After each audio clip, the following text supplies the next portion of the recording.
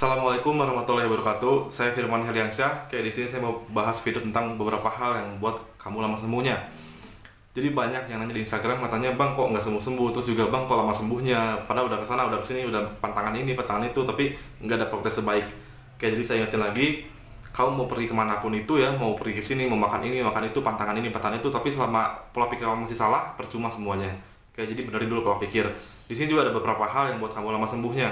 Jadi kayak gini, sebenarnya sayang loh kalau misalkan kamu masih ngelakuin ini. Kalau misalkan contoh misal kamu bulan depan udah mau sembuh nih karena udah ngerasa oke ya, udah ngerasa oke lah, ini kayaknya mau sembuh deh, terus kamu ceroboh masih ngelakuin ini, itu bisa jadi loh diundur lagi, diundur lama, sembuhnya itu lama gitu, jadi makin lama gitu ya, karena kamu masih ngelakuin kebiasaan buruk ini gitu ya. Nah, jadi itu tuh menurut pengalaman pribadi waktu itu emang kayak gitu.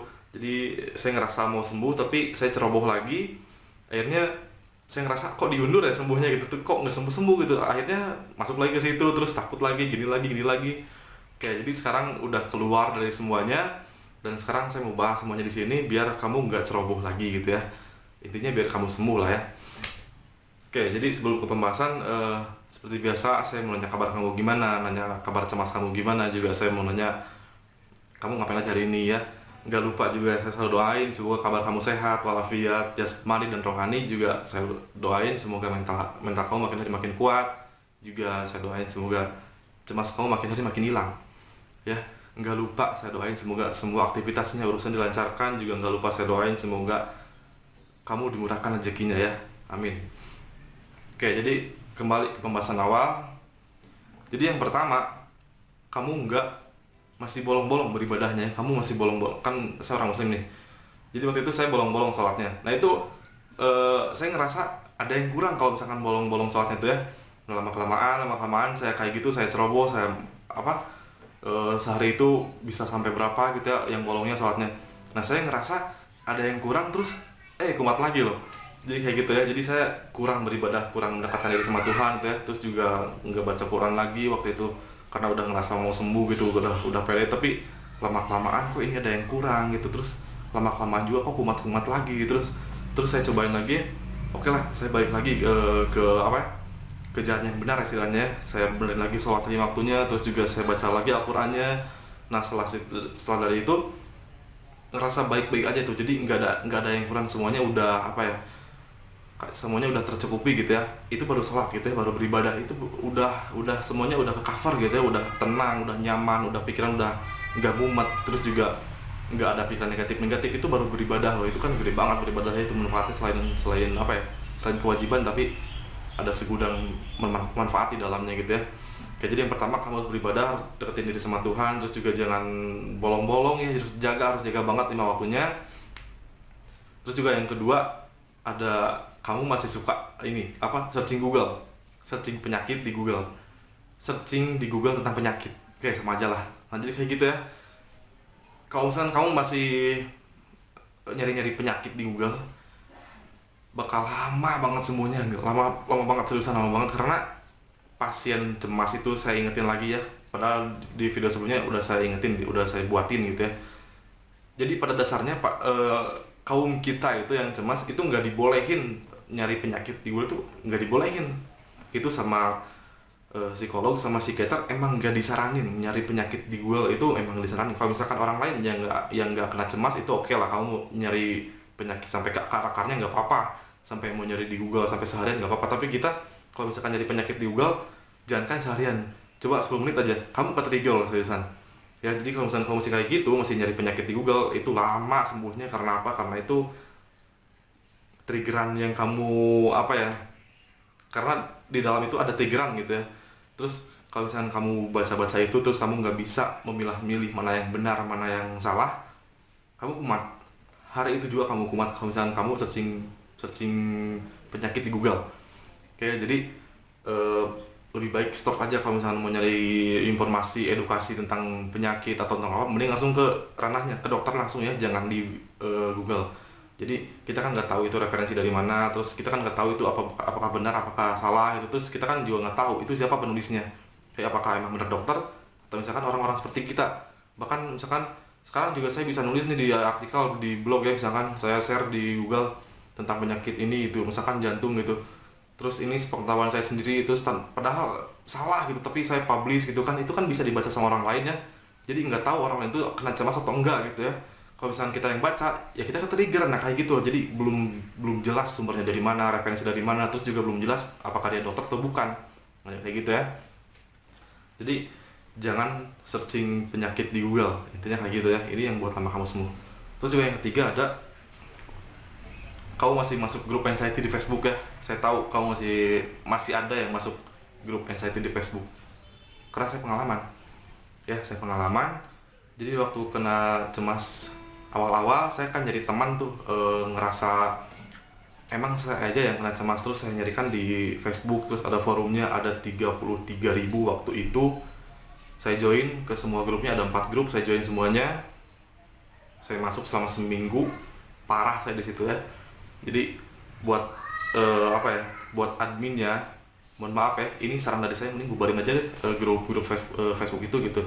Jadi di dalam itu tuh memang orang sakit semua yang jadi teman, tapi kita itu sakitnya cemas, bukan sakit flu biasa, batuk biasa, bukan. Kita punya cemas itu kalau ke-trigger ya. Sedangkan di dalam grup itu orang sakit semua yang dia bilangnya ini sesak nafas, terus dia bilangnya kayak mau mati sekarang, terus dia bilangnya masih ada yang mau bundir gitu ya. Itu kan bisa ke-trigger sama orang cemas tuh ya. Nah, jadi saya putusin buat keluar dari grup gitu, karena ini ngeri-ngeri banget orang ya. Dibuat kaum cemas itu nggak disaranin masuk grup anxiety yang 33 anggota itu, 33.000 anggota itu ya.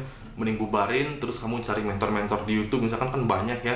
Selain saya juga banyak, bisa apa ya, bisa kamu bisa sembuhin diri sendiri juga bisa gitu ya, para pakai versi diri sendiri gitu kan, makin asik gitu ya.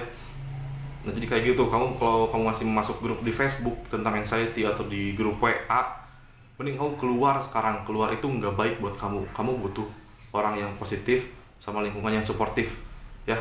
Jadi kayak gitu, kebalik kayaknya ya. Kamu butuh lingkungan yang suportif, juga butuh orang yang positif. Pokoknya itulah ya, sama-sama aja ya. Jadi saran saya, kamu harus keluar dari grup Facebook juga WA ya. Kamu jangan, pokoknya cukup tahu aja di grup itu ada 33.000 orang yang kena cemas. Kamu cukup tahu, udah jangan sampai kamu masuk, kamu mendalami, kamu nyari-nyari sensasi di situ, janganlah. Ntar kamu tersesat di bawah, ntar makin lama kamu makin tertipu sama sama sensasi negatif, 1000 sensasi itu yang saya jelasin di video sebelumnya ya. Nah, jadi kamu harus keluar dari grup itu, terus kamu nyari mentor-mentor di YouTube. Kalau enggak, kamu sembuh pakai cara sendiri, itu lebih asik ya. Terus juga yang ketiga, kamu nggak jaga pola hidup. Misalkan kamu masih begadang, masih makan makanan yang gak sehat, masih ya pola hidup kamu masih rusak lah ya. Pokoknya intinya kamu jaga pola tidur aja, jangan begadang ya. Karena kalau kamu begadang, besok harinya emosi kamu itu bakal lebih tinggi. Ditambah kamu mumet karena kamu kurang tidur ya. Jadi kamu masih keluar malam, misalkan masih main handphone sampai subuh misalkannya, sampai telat sholat subuh gitu kan. Jangan sampai lah, minimal tidur jam berapa ya, jam 10 lah, jam 9 udah tidur gitu, biar besok paginya fresh kamu olahraga, terus pikiran kamu jadi fresh, nggak punya mumet-mumet karena kurang tidur, nggak kayak gitu ya. Jadi makanya kamu jaga pola hidup. Kalau misalnya kamu nggak jaga pola hidup, kamu makin lama sembuhnya. Karena apa? Karena mempengaruhi emosi kamu ya. Terus juga yang kelima, yang terakhir ya, 1, 2, 3, 4, 5. Yang kelima nih ada, nggak belajar dari pengalaman. Maksudnya kayak gini, kalau kamu udah lama kena cemas, terus misalkan dalam range 1 tahun ya, kamu kena cemas nih, terus ke bulan ketiga kamu sembuh, tapi bulan keempat kamu kumat lagi. Tapi kumatnya tuh sampai ngerasain ke awal-awal kena cemas, padahal kamu punya pengalaman waktu pernah sembuh gitu. Kenapa kamu nggak belajar dari pengalaman ya? Jadi kayak gitu ya. Jadi kalau kamu udah ngerasa pernah sembuh waktu itu, terus kamu kumat lagi, terus kamu cari tahu waktu itu gimana caranya ya, pengalaman saya waktu itu gimana caranya biar saya sembuh lagi gitu kan ya. Nah, kalau misalnya kamu belajar dari pengalaman, ntar kamu inget, kalau misalkan kumat, oh berarti saya harus gini, oh berarti saya harus jaga pola makan, pola hidup, terus beribadah, terus olahraga. Ntar lama-kelamaan kamu tahu sendiri, kamu mandiri, kamu mendewasakan diri, kamu bakal sembuh langsung ya. Kamu bakal sembuh sama diri kamu sendiri tanpa harus lihat video ini ya. Makanya kamu harus belajar dari pengalaman kalau kamu pernah sembuh ya. Jangan lupain pengalaman, karena pengalaman itu guru yang terbaik menurut saya gitu ya. Oke, jadi itu 5 hal aja ya. Videonya dibuat saya buat singkat aja, karena ya jangan lama-lama lah ya. Mungkin kamu nggak sabar poin-poinnya apa aja. Nah, jadi itu semua 5 poin, semoga ini bermanfaat buat kamu juga, semoga kamu sadar di sini. Oke. Yang terpenting sih kamu harus beribadah ya, jaga ibadahnya, terus juga yang terpenting juga kamu harus keluar dari grup anxiety di Facebook, di WA, kamu harus keluar ya, harus keluar. Ingat, harus keluar banget ya. Oke, jadi kayak gitu aja. Kurang lebihnya saya mohon maaf. Kalau ada kritik saran kamu boleh masuk ya, kamu boleh komentar. Kalau misalkan ada yang sensasi apapun yang masuk, kamu boleh komentar.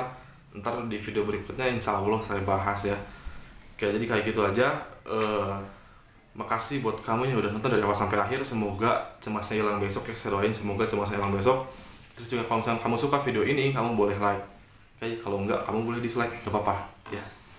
Karena ya kamu tahu nggak ada keterpaksaan di sini. Saya pengen sama-sama nyaman karena satu hal ya, saya pengen kamu sembuh. Oke, makasih yang udah klik tombol subscribe-nya, makasih banyak kayak itu buat saya semangat bikin konten tentang anxiety gitu ya, menurut pengalaman pribadi gitu. Oke, jadi gitu aja. Assalamualaikum warahmatullahi wabarakatuh.